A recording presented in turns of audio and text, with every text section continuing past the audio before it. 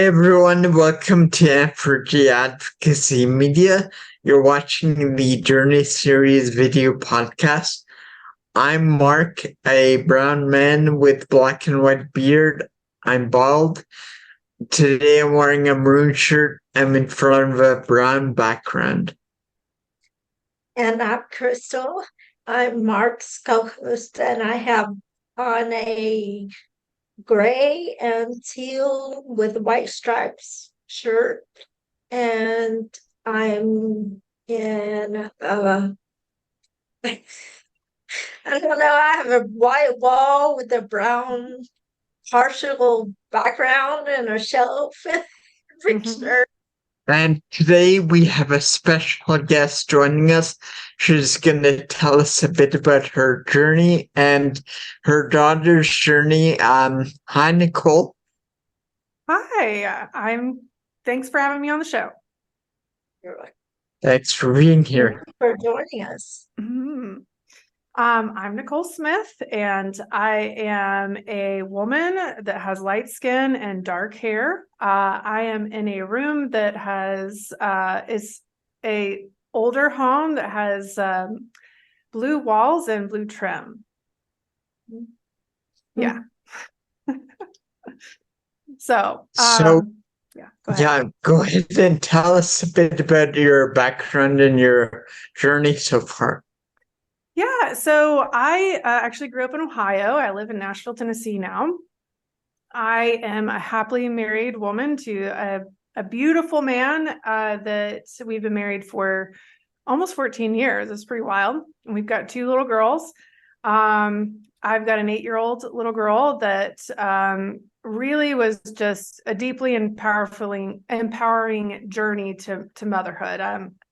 Obviously, Mark, you don't understand that, but motherhood is an incredibly empowering moment. You know, I 8 years ago and some change gave birth to a beautiful little girl, 29-hour labor, totally unmedicated, 15 minutes of pushing, broke almost every blood vessel in my face to bring life into the world. And I was just like, wow, this is so incredible that someone could do this, you know? So that was a really big, impactful moment in my journey as just a human person. And we were so excited about that about a year later, we decided we wanted to bring another life into the world. And that sort of shifted my journey into something that was a little bit different than I really had anticipated. I started to experience a physical ailment that created a scenario in which I was in immeasurable pain every day, where no doctor really could provide any solution to it. And one of the byproducts of that was secondary infertility. So I was unable to conceive a child. As I was sort of journeying through this health, like awareness of what was going on and trying to find solutions, my predicament was starting to improve mildly, but then it started to make me experience miscarriages. So there's an incredibly challenging period in our life where I don't know if you guys have experienced infertility or anything like that, or if you've, tried to have children.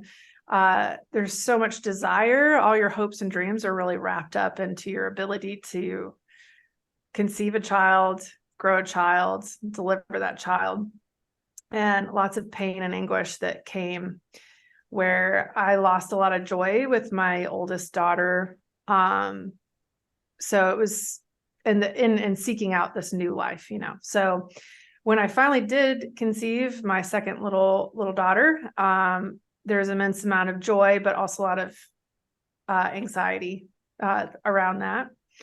And for what would be a relatively natural and, relatively carefree pregnancy would end in something that was totally unrelated to that ailment.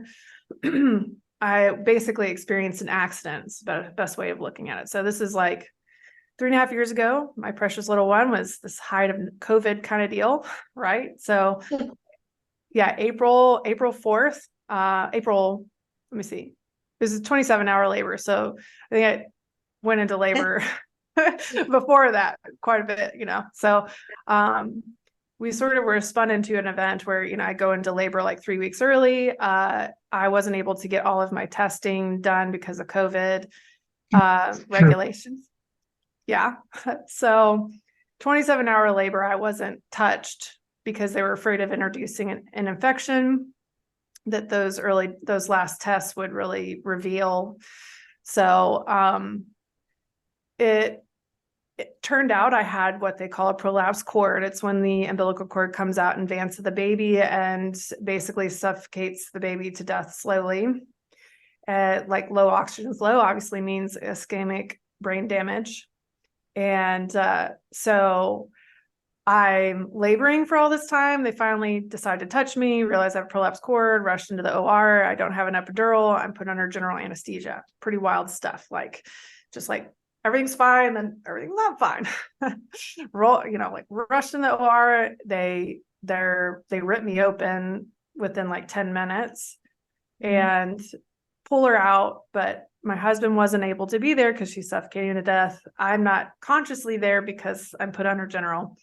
So when we wake up, they never tell me that she actually was resuscitated. They never told me there were any complications whatsoever. But it became very clear very soon. Like, she was unable to latch and suck, so she's unable to feed herself.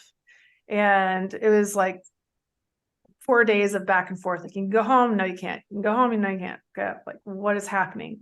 And of course, like, again, this is COVID. So like, no family's there. My oldest daughter can't be there. My husband, by the grace of God only, was allowed to be there for a very short period of time. That was the recovery. And so, this whole process of not really know what was wrong, they finally, say, hey, we're going to move you into NICU. So it was this long walk from the children's hospital to the adult hospital, in which they kicked my husband out and said, now you're on your own, Nicole. And if you've ever been in the NICU experience, it's very traumatic. I had just been ripped open, remember? And when you have don't have an epidural and get under general anesthesia, you're just chasing the pain. None of the pain medication actually works. And one of my daughter's symptoms was hyperlethargy. She was hardly ever able to wake up. So I was afraid that when we did give her my milk, that there would be narcotics in the breast milk and would exacerbate the hyperlethargy. And so I decided to go cold turkey off of it as well. So imagine sitting in NICU, totally alone. They give you one little chair in the corner to sit. And then at night, they put you into a raffle to allow you to have a bed for the night in a totally different room from your child. And so I would go in at night and my body would go into shock. Like, I would shake for hours and hours on end in pain. And then I got up in the morning and I'd get dressed and put my makeup on and put my stuff in a locker and go sit back in that little corner again.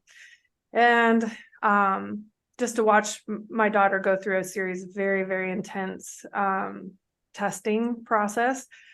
And we would be there for about a month. So there's a lot of confusion. They didn't really want to, actually, the way I found out she was resuscitated was when the nurses change shifts, right? So they talk to each other and they give the medical history. And I overhear one of the nurses saying resuscitation of newborn infant, basically. Like, I was like, what? What? And because they're doing all these tests, tests for, if there's an infection and there's a genetic stuff and all this stuff. And I'm like, if she was resuscitated, like, it seems like this would be a pretty clear case, right? Well, then I got it reaffirmed a couple days later with the insurance for $746 resuscitation of newborn infant. I'm like, okay, so here we are, essentially, access to quality care was part of the problem, how we got here. And coming to terms with that as a parent has been a struggle over the years. You can't go back, you can't change, right? You can only go forward. So really what it became is a very fast-tracked lesson on her condition, so obviously when she was really young, they didn't fully diagnose her until she was 6 months old. She got the formal diagnosis of cerebral palsy. And so her current state, there's a lot of stuff that happened in between that was difficult. She stopped breathing a lot. That was kind of her thing. I always say, like, I can't count how many times in a day she just didn't I turn around, she'd be totally purple, lifeless type thing. That happened for a long time. She was fed with a G tube for a long time as well, because she's unable to get, even she aspirated on her own spit. It was so bad. And as she grew,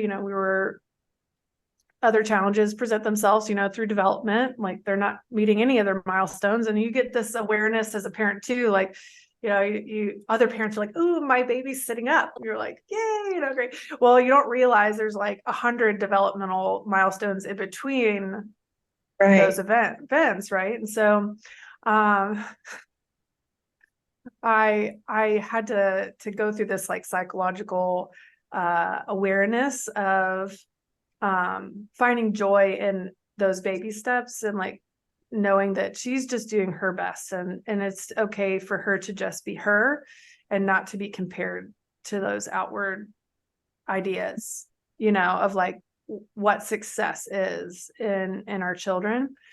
And so fast forward to today, we can talk about some of the realities that sort of unfolded with that accident, but she's nonverbal, and she walks with a walker, and she is light wherever she goes. Like, she's joy, and I can't imagine a world where she would not be in it.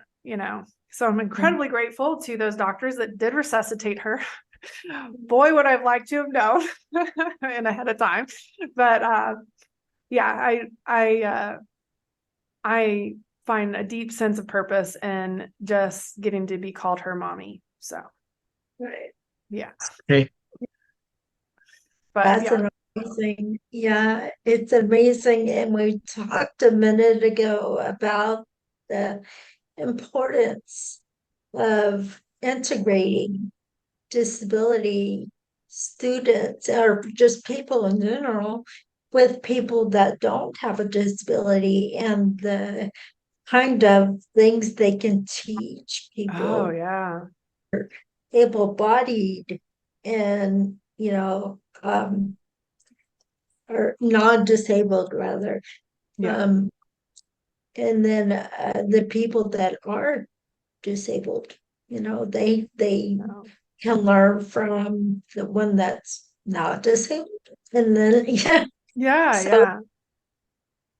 they, of course, they have different lessons and different experiences in life, and so they can learn from each other. But the world has just been taught that that's ugly and it's undesirable. And let's shun away everything that's gross or looks different. So I think I've always had this kind of life saying that expectations are the death of joy. And this is really true even with reasonable expectations. Like, it was very reasonable to expect that I could conceive a second child if I've had one. Very reasonable. There's a lot of disappointment and grief that comes in that, right? It was very reasonable to believe that, if I give birth to a child, that she have a normal trajectory, very reasonable expectation. But it deprives you of a sense of joy right where you are. Because when our children don't meet our expectations, or people in general, or life in general, don't meet our expectations, especially I believe in the Western world, we have a tendency to want to dispense of those things. And so much so that you're dispensing a whole group of people because they didn't meet your expectation of what value is. Right. Or that they need to be saved, or they need to be pitied. Or pitied. Yes. And so they're discarded because of that situation, and everybody follows suit to that, especially coming first from the parents.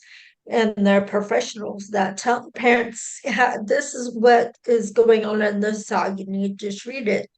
So if we start by, if doctors and professionals could understand it better and stop using that terminology, then I think it would be a trickle down thing Yeah. of people accepting disability and things Yeah. will.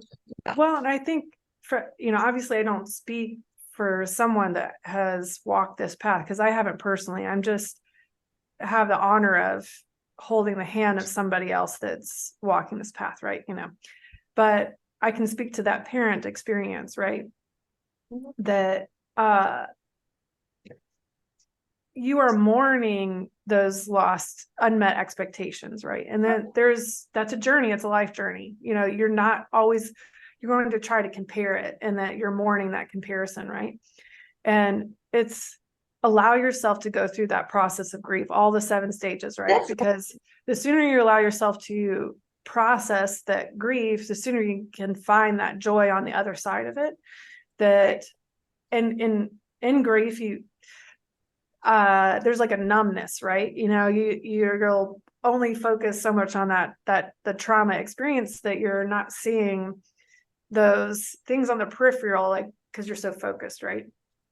And I've watched myself go through that process of allowing myself to have these moments of immersion into that deep grief, because it's not just unmet expectations. It's also that my baby is hurt, and I don't want to see her struggle in very basic ways, but going through that, I've seen so foundationally her value as a person is not that she meet my expectation, not that she meets society's expectation, but just that she is a creature made by God himself and important just the way she is, regardless of the circumstances in which she was born.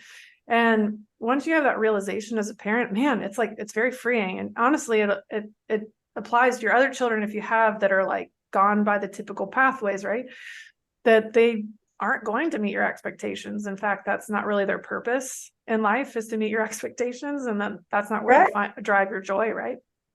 Yeah. And so, I would definitely say my oldest daughter is incredibly advantaged to have a sister that has walked a different path. Like she's in 3rd grade. And they actually are doing a service project, which is really sweet. And so the service project, they have to come up with a concept for a mission and a name and a logo, like the whole thing, like they're building an organization. And yeah. And I asked her what she wanted to do, and she said she wanted to teach sign language. And the reasons why you need sign language is not always because you're a deaf person, that there's other reasons why you might need access to that form of expression, right?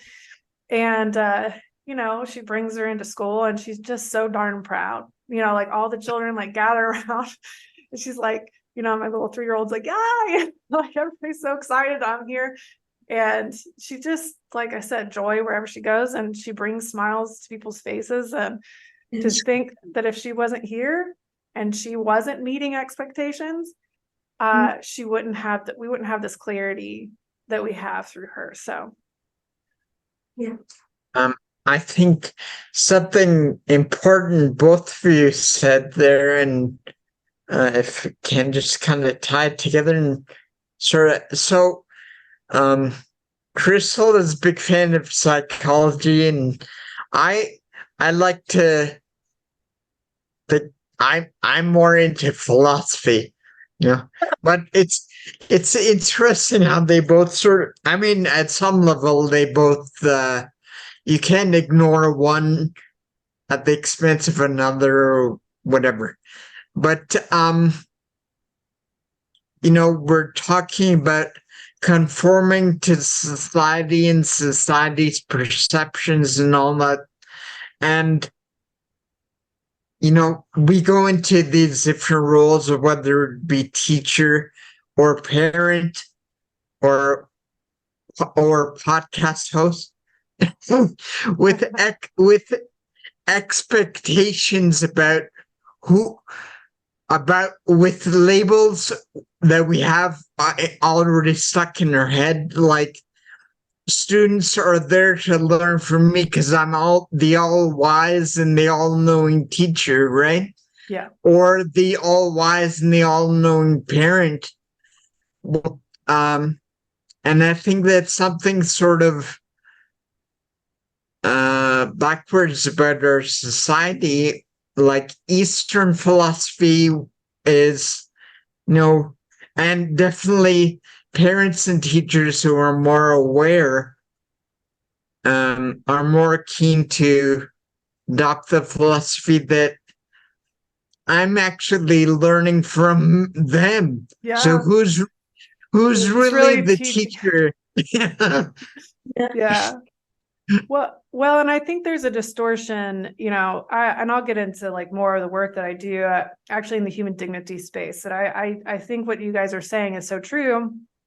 It's a culture that's actually creating these disparities in value, because we have this idea that us as human beings, our values derive from what we contribute to society, not just that we are human. And that may seem like a very slight difference approach in how you see the world, but it's actually a very major Very difference. relatable. Yeah. Very It's massive. kind. Yeah. It's very top down outlook. Like, I'm a parent, they're the child, they're below me. Yeah. Or I'm a teacher, they're student, they're down there, I'm up here. Yeah. Or they're a Hierarchical. woman, I'm a man, I'm up here, and all this other stuff. Well, and it's a pursuit of our sense of purpose, right? So like any of this hierarchical structure that we're talking about is an inward glimpse. The person on top that's an inward glimpse on the way they feel about themselves. They're trying to assume a sense of purpose and power and superiority because they feel inferior. And right. Again, like you can only assert authority over someone that you feel as if you can categorize as lesser. And you can categorize them lesser if you're looking at them at something other than just, hey, they're a person. They're a human person. Do they have a human DNA? Check, then we're equal. And equal meaning equal value meaning equal importance. Because even that word equality is very, very distorted in our culture. That word is used to say we're unequal means this, right? Equal is like same. No. Equal is not same. Equal is an importance. We have equal value, therefore we're equal importance, but we're not the same, and that's okay. And in fact, we're not meant to be the same, Right. Like how awful would it be if we all came out the other end and we're exactly the same? Like there's just a robotic reality. And then that makes it easy to discount people that don't fit into that category of what we perceive in culture as valuable, which the disability community very easily can fit into because they don't meet expectations, Right. They should want to be like us, or we're surprised when they find joy. And you're like, why are you surprised? Like they're not meeting your expectations because you're ignorant in your experiences, but maybe one day you won't be ignorant, right? Maybe you will get into an accident and your life changes. And then you realize, oh gosh, like value, it isn't derived from the way I contribute to society. It's interesting. I think if everybody had the ability to look inside themselves and realize what their purpose is, instead of going from the derived thing that was put in place by hundreds of years ago, and that's like you mentioned, hierarchy, and what's meant to be perceived as somebody that's got whatever title, instead of looking at somebody and how they understand the world and can make it better for everybody. We'd be a much better place. Yeah. Well, go ahead, Mark. Without making it too political, that's how we get like people in power, like presidents. because people are just looking, oh, do they look like a president I think a president should look, instead of automatically disqualifying people because they don't look or act a certain way or don't have certain, are able-bodied maybe, but maybe they're superiorly qualified to hold that position, but we're just going to disqualify them because they don't fit our stereotype of what they should be. Yeah, and I think and it does come back to experience and awareness, right? So we gravitate towards something that is familiar, right? Because if it's familiar, we understand it, we experience it. But until you have I always say, like, truth spoken and empathy is far more impactful than truth spoken and sympathy. You have to experience something in order to know the truth. And when you experience those things, you know the truth of what that group really encapsulates. And so you have all the world looking in, having no idea how to empathize because they've never experienced it. It's not familiar. And so they gravitate towards these ideals, like you were saying, of those that seem presidential or seem like they fit these certain qualifications that are most valuable in those spaces. And then you realize, really, when people have gone through these really hard realities, you have character refinement that those who don't go through those, I could never even imagine being built in them. Right. You know, it's like crazy.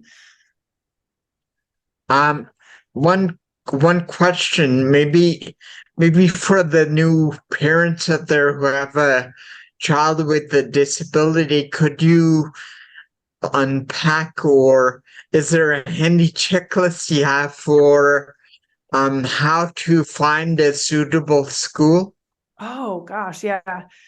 So I would say overall, like, you know, your children are going to grow with time, right? So you're going to grow with them. Be patient in the stage of life you are right now, but have a wherewithal to look forward a few steps, or at least try to anticipate it.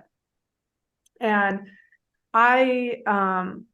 everybody has to sort of navigate the reality and the space of the world they're in, right? So I'm in Tennessee, our laws are different, our benefits are different, resources are different, right? Yes. So, sort of try to go into your community and kind of see what those resources are. If you have government resources that you can contact and say, like, hey, this is what's going on. Can you tell me what it is that we can have access to? And then once you start to apply to these benefits or whatever you get your hands on, like, start seeing, okay, my child has this problem or need, organizations will fill this need, right?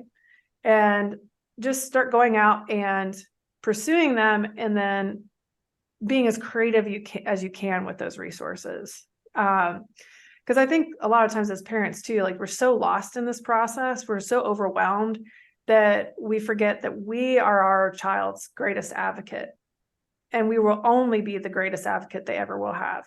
We can't rely on those that are providing the services to tell us what those needs are, because I made a lot of I feel like there were mistakes. I regret some of the stuff I did with my daughter early on because I was so overwhelmed that I relied on the experts, right?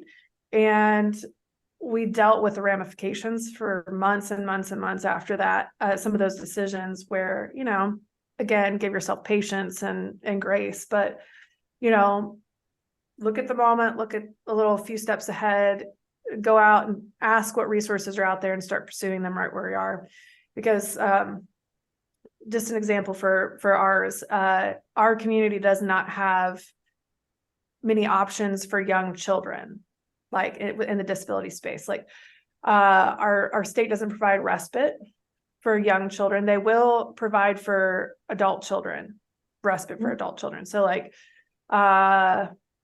there's just not a lot of services for young children. So I was trying to pursue like private schools, right? And try to use a grant that I got to pay for those.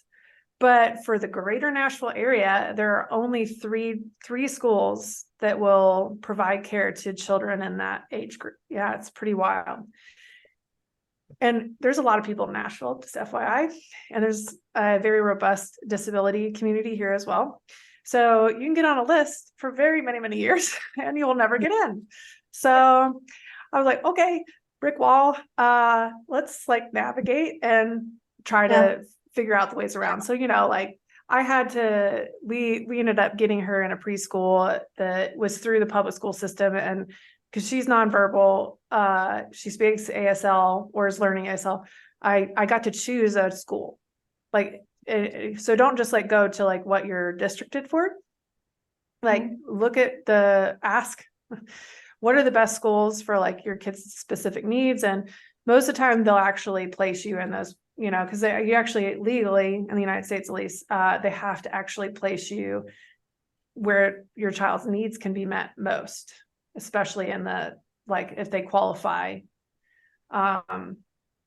in your district. So like that's what I did. I'm not that school's not she's not zoned for that school, and I was like, I'm picking that school, and they're like, okay. They didn't argue, they just placed her there.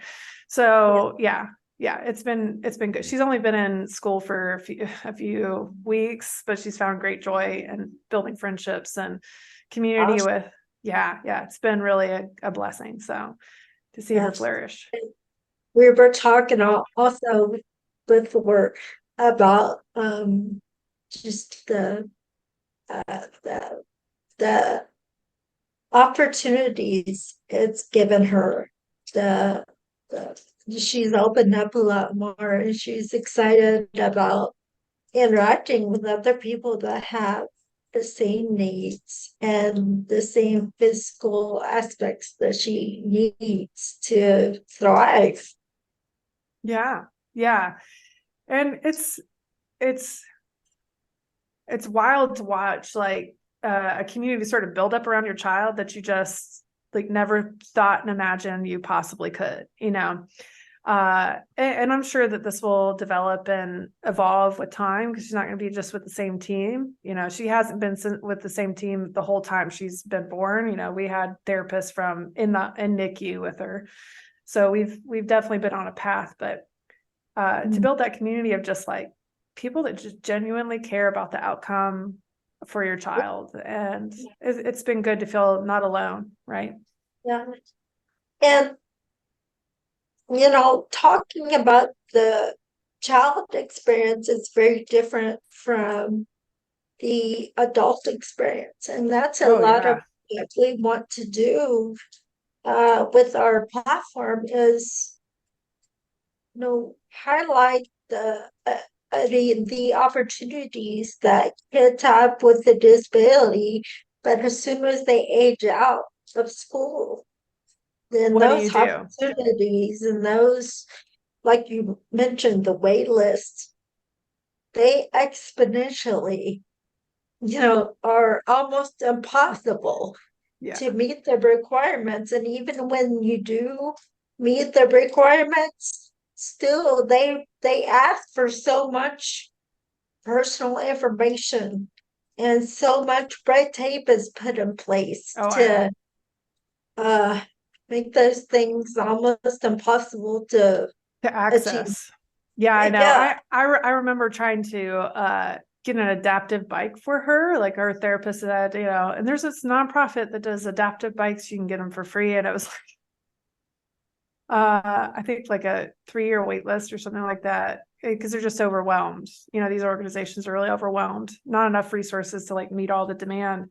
And like we've encountered a lot of those like scenarios. But yeah, you're right. And I'd also like advise parents to, and we talked about this before, like just behind the scenes, about the system needing to be like person-centric instead of program-centric. And if we did that for all of society, not just the disability community, I think it would enrich us. Because I actually have a background where I was in special education as a child because I had learning disabilities. And, I ended up going on and getting a master's in law and public policy. So like it worked out well. I had parents that were really, really, really supportive. and strived to give me what I specifically needed. But it took an individual, after countless tutors, to realize that I was a unique person. Oh, surprise, surprise. Like, my brain doesn't work very linear. She understood two things. I was a very creative person, and also that I had been beaten down so much made to feel stupid and incapable that I stopped trying, right? And she took these two things, awareness of my individuality and confidence, and said, okay, what do we do with that? And so from going from literally, like, I was 12, 13 years old, not able to read at all, going to almost a 12th grade reading level overnight, just this awareness. Wow. It was wild. And then, of course, I still struggled all the way through my master's and even into my career with words. We have like a very personal battle. But yeah, like, that experience for me, like, personally, made me realize, like, if we were just to be centric towards the individual and realize, like, not everybody's the same way, and the disability community understands it most because everybody's needs are so unique, and being willing to stand up and say, okay, what does my child need, and going to the places in which they need it, and like really fighting through that process to ensure that, to the best of your ability, you can find those unique solutions. Like, we've been bringing my daughter to Iowa, of all places, for a really unique therapy experience that it's almost like up and coming. And we've found some like benefits that help us provide for that extra, but, willing to get up and do something as unique as you possibly can to meet those needs. So It is so important to us to share these stories as well, because we want people to come to the realization that not just because it makes sense on a common sense level, but also economically, to include and have, as simple as access to be able to get places. Why not make the infrastructure where everybody can be included in things? And sure, if they can get in the building, but not to the table, then it's crazy. Yeah. But I mean, why wouldn't we want to build a world now? Because these kids are getting older, our parents are getting older. Yeah. And it's not going to make economic sense if we don't do these things now. Yeah. Yeah, exactly. Yeah. And I know it's a struggle. I mean, obviously my daughter is small enough we can pick her up and carry her, not to the detriment of my back, just FYI, she's so heavy. But we went to a beach last week, and she's in a walker. She can't walk on the sand. It's the reality. And we went crab hunting in the middle of the night. Like, this is on the Gulf Shore, and there's like hundreds of these crabs. Like, it's kind of creepy, but also really cool. So I have nieces and my other daughter, they're just running around. So, Cosette, my daughter that has CP, we were giving her a net so she could like try to like scoop it, but we were helping her, as we carried her, right? So finally she was like, she's signed to get down, and she's like crawling through the sand and chasing these crabs and like grabbing them. We're so proud of her. She's like, I don't want this stupid net and your pity help. Okay. Like, I can do this myself. And just willing, like, that awareness, like, this is really hard for her. And it's really hard for parents to like give your children these experiences, but just, it's hard, but it's so worth it. Like, just striving to make these moments and experiences accessible, because, Cosette sees her cousins and her sister can do these things, right? And she knows in her mind's eye, her awareness is like, hey, I'm not able to do these things. Well, no, you can do it. It may not look like her. We're going to make it happen, Yeah. But also, I would tell her also, you can do things, and you have a mind and you experience things that they will never Will ever know. experience. Yes.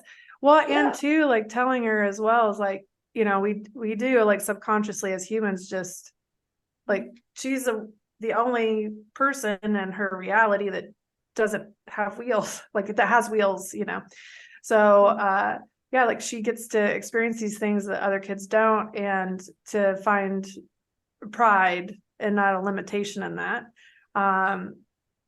It's again, it's something we battle as humans, but also as parents. Like I'll say this, like I've known enough people in the CP community now that are adults and have gone through this, and one of the things that they always say about their parents is to let them have that freedom to experience, because they're so afraid of what they can't do instead of seeing what they can. And how you learn and develop is by giving them those experiences, because they need to adapt in their own ways. So I took that to heart as a parent, and I'm kind of one of those parents anyway. I did that with my older kid. Like, you just got to go for it, right? But just an awareness of like, sometimes at certain environments, there's going to be some limitations that you kind of have to find some solutions for ahead of time. Like, hey, maybe it is a net and she gets to scurry through the sand like a crab herself and have that experience. So.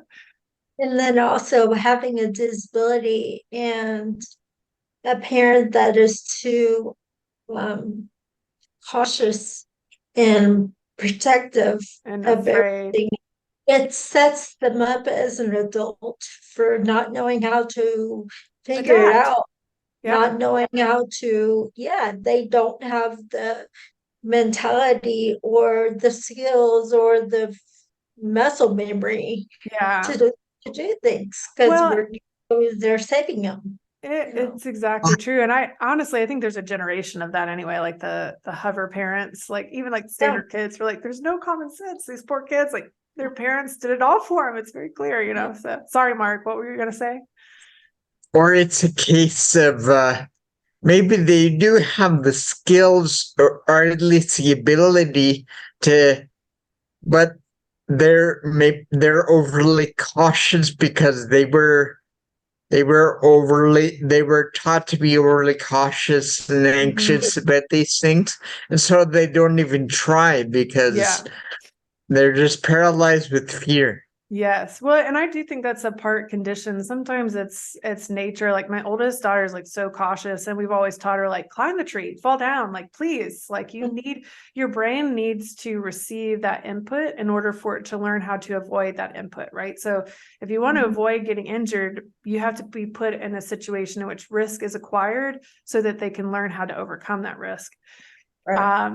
Which is so funny. Like Cosette, my youngest, is not afraid at all. Like she just like is a dive-in kind of gal, which I appreciated about her, because given her situation, she kind of needed that kind of tenacity, right? It's like, but I think that's part of her condition of like who she is as a person.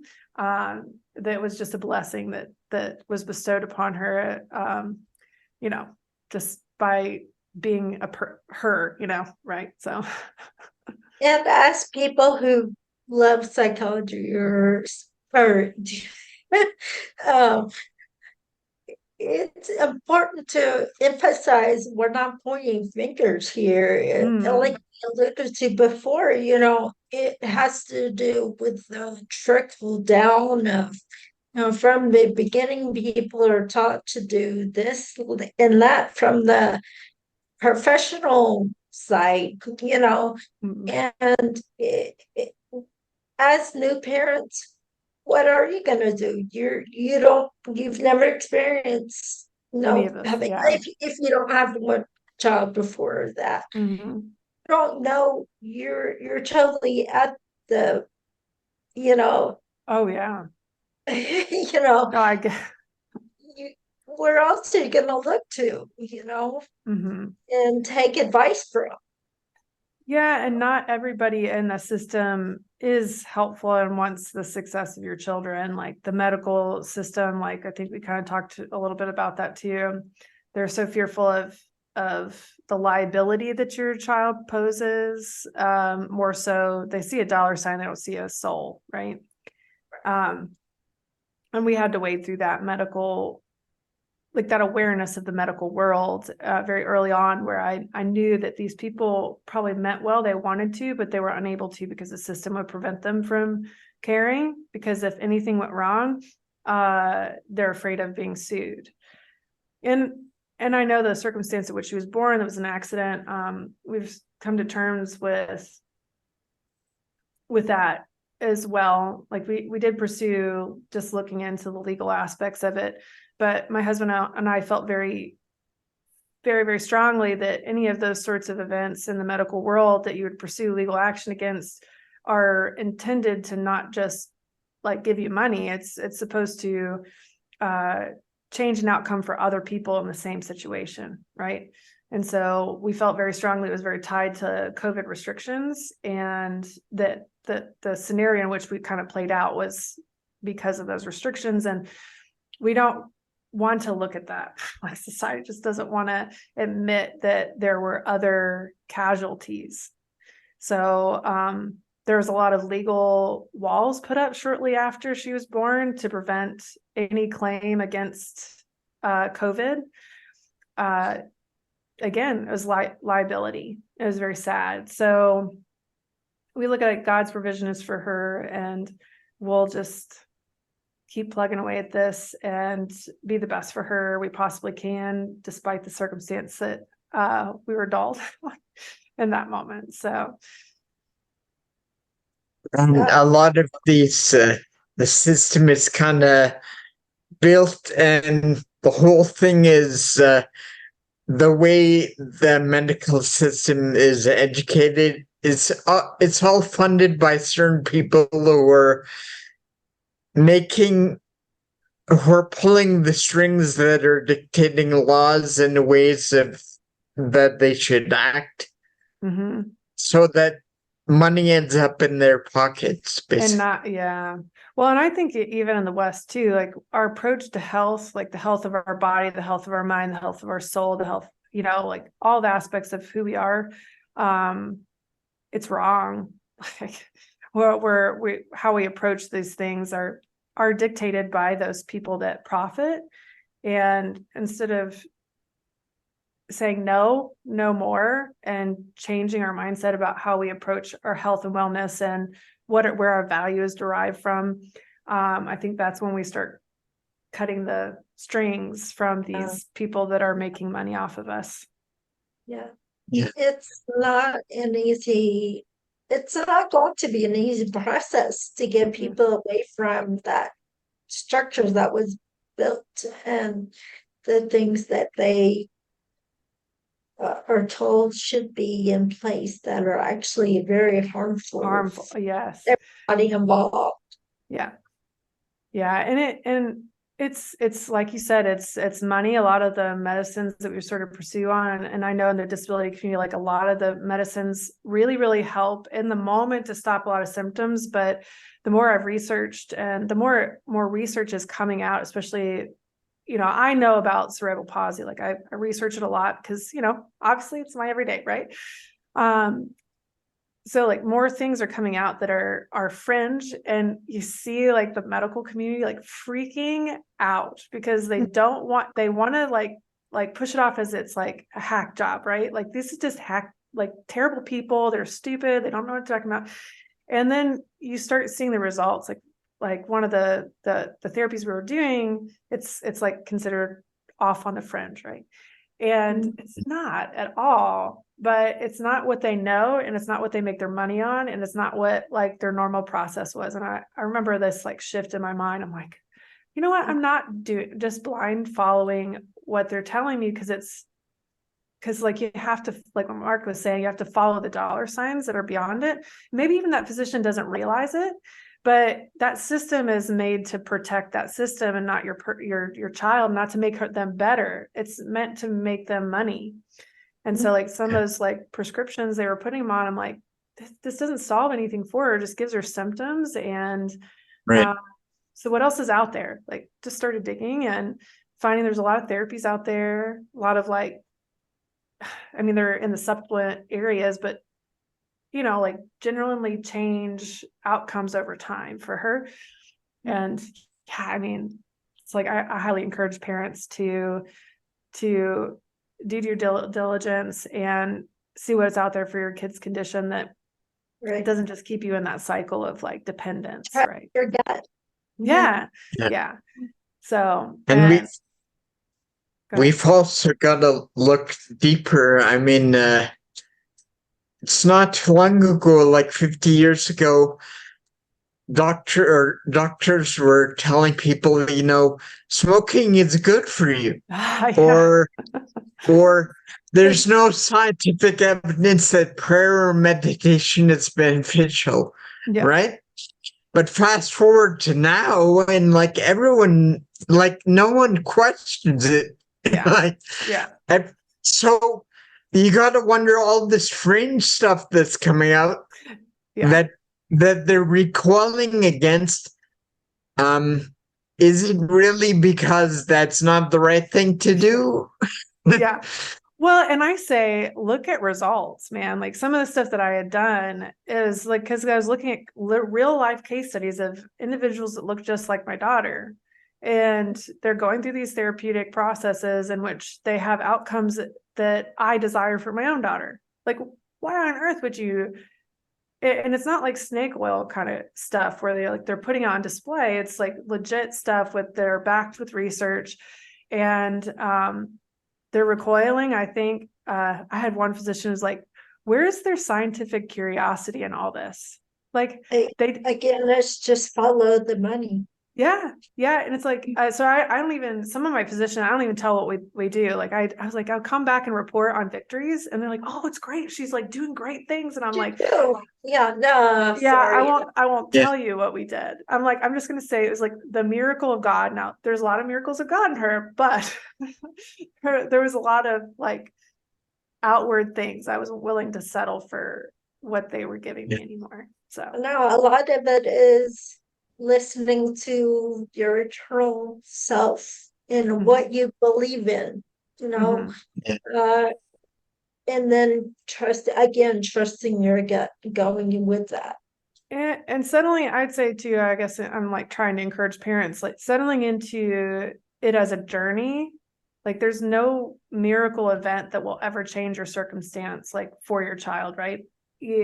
Whether it's a miracle drug or a miracle therapy, like doesn't matter what it is. You're not going to change the outcome for your child overnight. Just settle into that journey of where they are right now. Allow the season with them to be a source of joy. So like I believe that from the moment of conception to like death at a ripe old age, that each season in our life has a blessing and a curse. And typically our inclination is to gravitate towards that negative aspect, the curse, right? But it becomes devoid of that joy. Like we don't see the joys that are in it. So, fight fiercely for your child, but like lean into your baby, like lean into your child right where they are, because they have breath in their lungs. They have breath in their lungs. Like I had friends force educated on the travesty and the devastation that is death of a child. And when we were in NICU, I would like walk around NICU and pray over those children because I just walked through with friends that they buried their baby. And I pray over those children so that their parents would see their value right where they were, and to feel seen too, right? Because it's really hard to walk that out. I've walked it out. I would not want to go back and repeat a single moment of it, but I would want to go back and preserve those beautiful moments that she has breath, right? So, yeah, she's alive. I know that had to have been really hard, but you've been doing amazing with loving her for who she is and seeing the value in her life and making it fit yours instead of her fitting, you know what I'm saying? Making it work instead of trying to make her conform to what you know. Yeah. Well, and I think too, it's like, it's easy, like I said, we were talking about before about dispensing of that value because it's going to be hard. Like, I know there was laws being presented that would allow for death by medical neglect up to 28 days after birth. And so essentially that I could have been advised by the doctors to just not resuscitate her because her quality of life wouldn't meet standards, right? And it would just be more merciful to let her die. And absolutely not. Absolutely not. Again, that's another thing to unpack. I mean, obviously we don't want people to suffer too much where they can't, but what does standards even mean? I mean, whose standards? Who made those up? Well, and it's easier to let them die for the system. Like, I think it's Right. more of a declaration of the ease for the system than it is for the individual that's walking that out, right? So now they're just a burden. Like, we have to pay money for them. That's like, and so it's easy to sell it as, well, you just let them die because they're not going to have a quality of life. And here you have a whole community like Cerebral Palsy is the largest disability community in the world, and they're saying, what are you talking about? Like, I've had a wonderful life. Like, I have my challenges, I wish that the world would see me with greater value and that they would try to meet my needs more, but that's what we're working towards, right? Because they do have intrinsic value. They are worth showing up for. They are worth resuscitating every time they stop breathing. I just, and so, from a parent's perspective, obviously that's mine, but, just hearing that from other people in the disability community and knowing that the medical field actively tells parents to abort their children or to just, let them die on the table. That's not the whole picture. I'm just advocating for, there's a bigger picture here, right? So, right. And I would like to go back some where we're talking about, that internal, using that instead of always thinking that medicine is your only option. Certainly there are situations and circumstances where certainly that's the only route. Yeah, and absolutely. necessary. But I think it's coupled with knowing when you can internally use that situation primarily and putting that medicine in there when it's needed. Yeah, and I've seen too, like, making an idol out of medicine.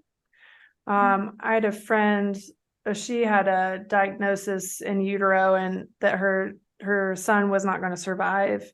And so she carried the pregnancy to term and, he passed away. And she's talked about the psychological experience she had from the diagnosis to the birth, that she just believed that science was going to like pull through, right? And science as medicine doesn't always pull through, right? Sometimes life is just so hard in the sense that we don't have the answer. But we still should fight for working to make that life as good as we possibly can right where it is, right? And if we don't maintain that at all stages in our development, then that's where we throw it away when life gets tough. Like what the disability community experiences every day is like, society is like, hey, that's too hard. No, it is hard, but you're so freaking worth it. Like, I'm going to show up, I'm going to tell you you're important and loved, and I'm going to work really, really hard to make sure that you have what you need because you're important and you're worth fighting for. And I'm so glad you have breath in your lungs, so. Yeah.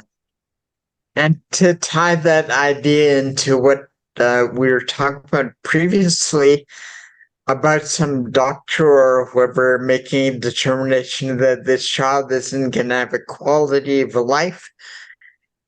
I mean, I guess it's down to you as a parent assessing who you are and who's around you to say, no, we're committed to giving the child a quality of life. We don't need you to tell us what that looks like. Yeah. Well, and again, it's just by the necessity of that statement, right? Like they feel it's necessary to make a statement as a devaluation of those who are literally walking that through in their life. Like, how dare anybody have the audacity to say that and place it upon somebody else's eardrum. Like, I never want my daughter to hear that. Like that her life and the fight that she went through is not worth living. She wasn't worth the fight or the getting up every day and me tying my hair back and saying, I'll go to battle for you because, you're worth that effort. And we really should apply it to all of our children, no matter what, right? It's like, it's kind of our job as parents, but that somehow by the necessity of fighting for that expectation, that somehow their life wasn't valuable at all. It's like, I don't know. Again, like ignorance. They've not walked it through, like these decision makers, or maybe they would let their child die. I don't know. It's like,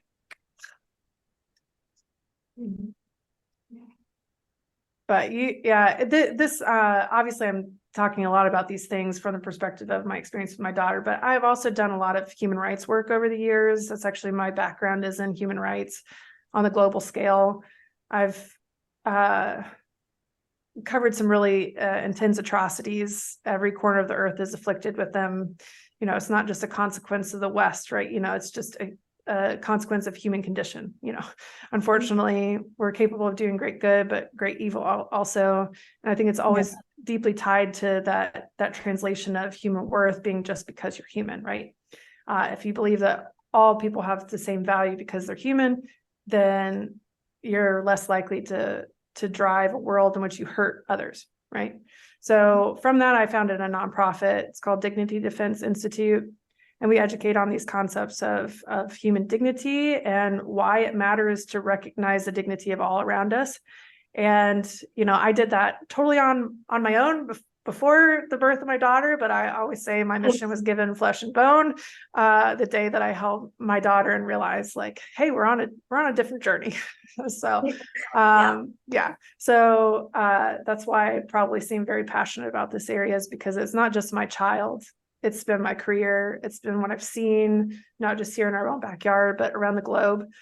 And every day I get to wrap my arms around my baby. And it's like I've wrapped my arms around all the people I've advocated all these years, because I didn't really get a chance to hug their neck. I didn't get the chance to hold their hand and tell them that they were important enough for people that they didn't know to stand up in defense of the injustice they were experiencing. But I get to do that with my baby. So it's kind of like a little bit of every story and every experience that you knew about.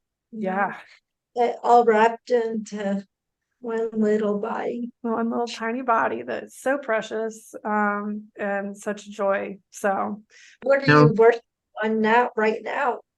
So I do have a podcast of my own. It's called Pro Dignity, No Doubt. And I bring a lot of different individuals with different experiences and together, and they tell their story just a lot like I just did.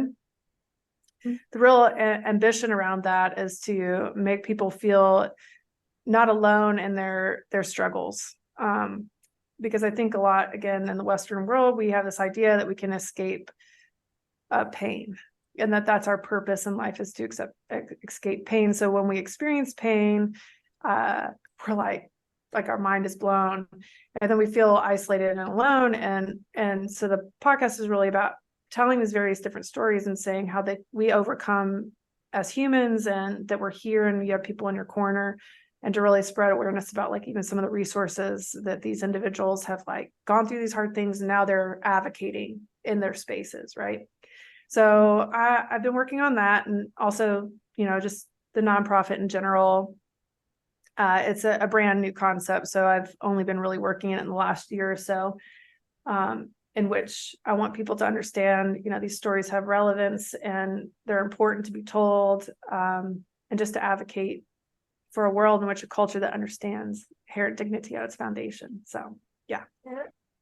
We are in the process of actually building a resource page for like YouTube channel. Is your podcast a video podcast or just an audio? It's just audio now. Although in 2024, we're going to shift over to, I've been recording it visually as well, but to kind of like do a backlog of the work. But yesterday, there's like 20 different YouTube podcasts, video podcasts, but we also want to do an audio Oh, resource. good. Yeah. So pass all that information to me. Yeah, I sure. can put that on there for you. Awesome. Well, thank you guys so much. This is wonderful. Anything else, Mark?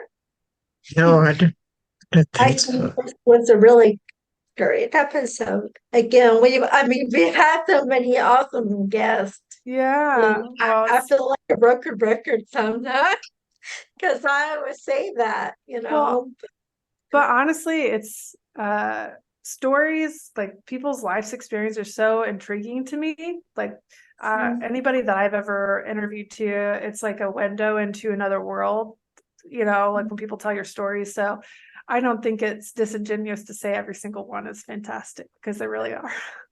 Yeah. You might have to update that reference, Crystal, because I don't know the kids didn't know what a broken record is. Yeah, they don't. Yeah, no, oh my goodness. So way back in the day, prior to CDs even, though they did look similar, that's how we made music, was on these discs. Yeah. So think of it, okay, a broken CD.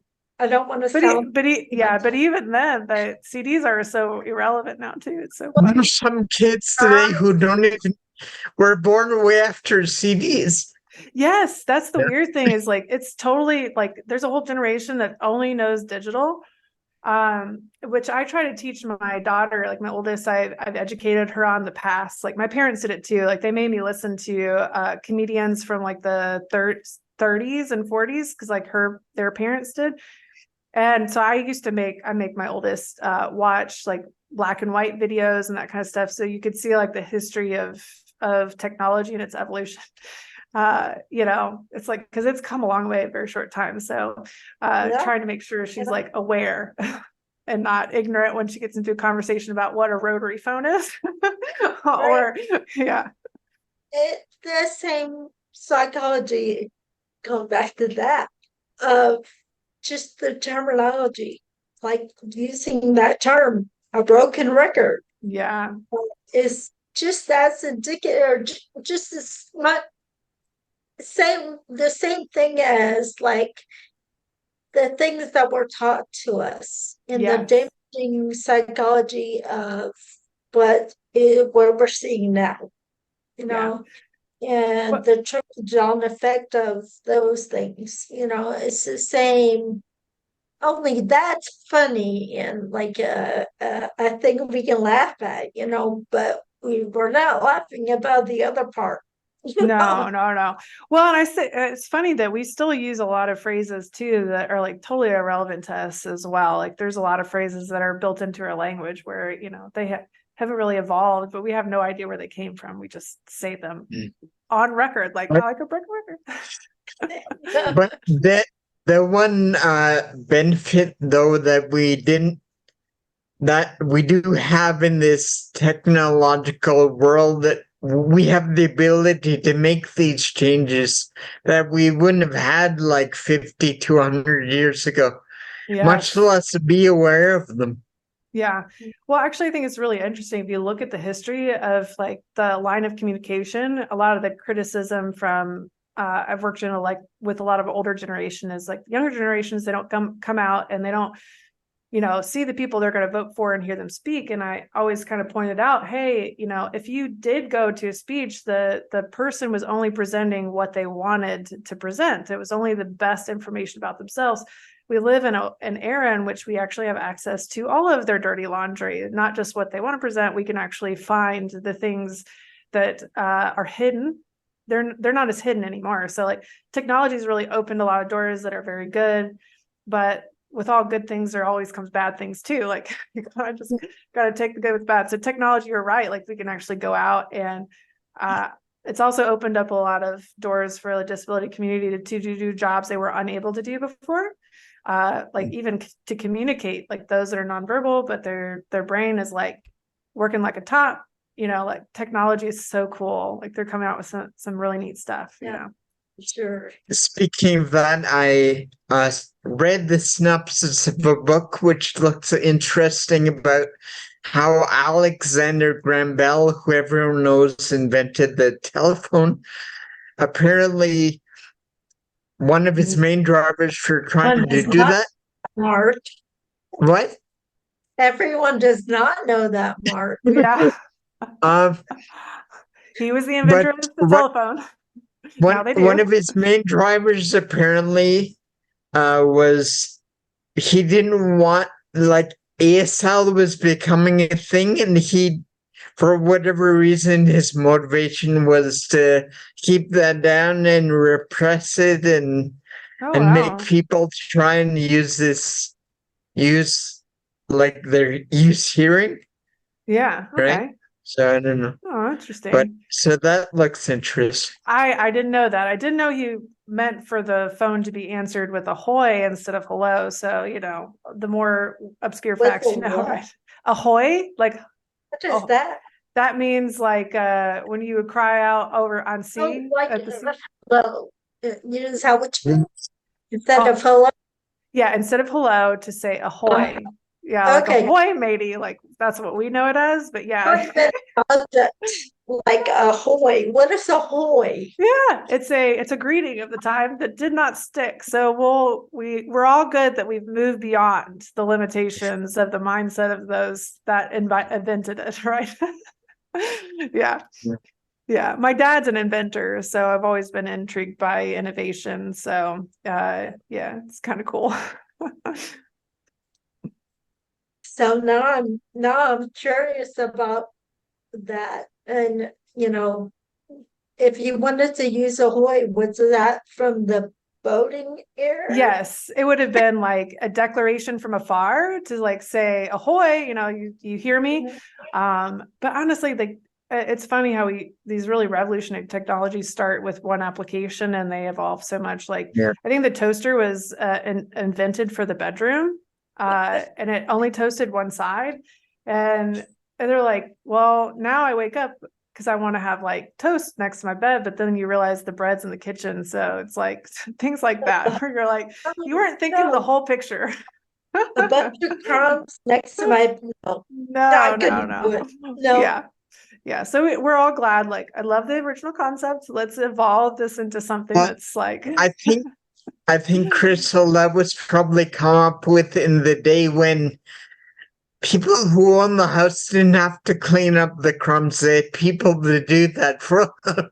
Yeah. Right? Or that they didn't have really a kitchen that wasn't in the room with them anyway. If they were poor, they probably wouldn't have had access to it anyway. They just put theirs on their stove. So, it's like silly things, but yeah. Yeah, no. We only have the that insight after time, I guess, when they're inventing all these things. It's hard to have foresight like 20 years out or exactly. They're just excited for the concept in the moment. They don't really see the application. Now there's a lot of people that have invented things way above their time, didn't really stick.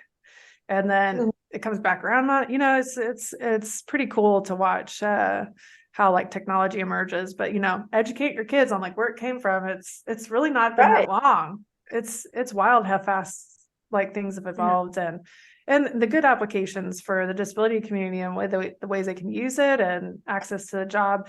And actually, I don't know, this might be a good thing for you guys to know, but at least your audience, that when you get to an adult, like most states actually have disability programs in the state and even some of them have technology applications, like how to integrate technology into the workforce that help advance the disability community.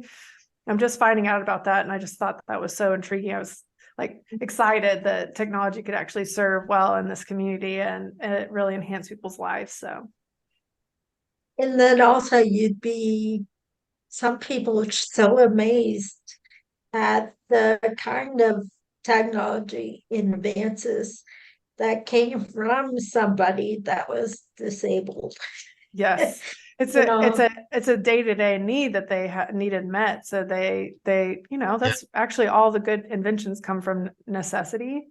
out of necessity. So, And then there's We so just many people that just take for granted that those things exist, mhm. and they just go on with their lives and don't even think about why it might exist. And that, Well, we don't have a lot of deep thought in culture these yeah, days, so try not to fault them for that. we just learned about the invention of the folding wheelchair the other day. How it was invented because some guy wanted to be able to go to a baseball game with his friend, and the standard wheelchair wouldn't be able to get in there, get into Mhm. his car. So they invented the folding wheelchair. No, it's so cool. Well, it makes sense. That makes total sense. Yeah. Well, yeah, like technology is moving fast, and using it in the disability community, I don't think that's a bad thing. It can only help. So, and then there are so many things that we deal with today on our laptops or tablets or whatever that were invented specifically for making things accessible. mhm. And then now they're just coming in place and they're a convenience Yeah, for other normal people. yeah, And they just take it for granted that it's mhm. here to be a convenience. Yeah, yeah, But why wasn't invented that way? yeah, yeah. Well, we don't often know our history of really much of anything, let alone, things we use day to day. So, Well, this was a very good episode. oh, And I so much appreciate all of your wise advice. well, I hope it's helpful to Uh, parents. I mean, yeah, definitely. We as much as we can, we try to widen the who we have, on, and that's the disability community themselves, and then the therapist, caregivers, yeah, vocational, yeah, and then also caregivers, and parents, because they're the ones that are shaping the disability community's yeah, minds for the future, and we want them to be in a good place so that when the world does wake up yeah, and yeah. Well, and they they can give be an us. instrumental part of that, because I know it's a very scary place to be, and it's easy when it's scary to not always want to outwardly advocate for your children. As I'm understanding, like, it's normal for me, but I'm learning more and more that some parents like see their children almost like a shameful thing. They don't want anybody to know what they're going through, or Right. it's like not shameful at all. Like, I want them to feel empowered and excited to wake up every day with their baby. Which is ironic because that just makes it harder for them. Yeah, and you talking about psychology, there's so much inner working into the human mind and how it responds to like these traumatic events, right? That it's easier to shut down than it is to face it. But they realize that over time it's more detrimental to shut down than it is to face it. And like I said, encouraging people to go through that grieving process, that once the grieving process never actually ends, because like everybody's life journey is a journey. It's not like a destination you just arrive to one day. But if you allow yourself to walk through that process, you can better find joy, like with your kid. And wouldn't we want that life where we celebrate our children and we celebrate the life that we were given, even if it's not the one we chose? Because your child's gonna have to deal with that their whole life, and if they can't feel seen or important or valuable just as they are, what is their adulthood going to look like if they can't feel that as a child? And you're right, like the parents are the ones that are dictating that. And so I just have a mission of encouraging them that their children are valuable, to be proud of the gift that you were given in them and not see it so much as a burden, But I really appreciate you guys having me on. You guys I can see the light of joy shine through you guys and the work that you do. And it's inspiring for me to see people standing up and be an advocate and a voice for those in this community, because it speaks life into my own daughter's life and experience too. So you, but I was just about to say the same thing about you. We need more people like you that shine a light on different experiences and the different ways that people have been harmed by that kind of what we talked about, that power and follow the money and stuff like that. People have been so damaged and so hurt and deserve the same, same lifestyle, the same human rights as your neighbor, without all the red tape. Just because we're born and we're human, we should have those automatically, without having to fight for it. Yeah. When society monetizes, it's bad. So, but thank you again. Thank you for being here, Nicole. Bye. Yeah. Okay. Thank you so much. Bye. Thank you so much. Thanks.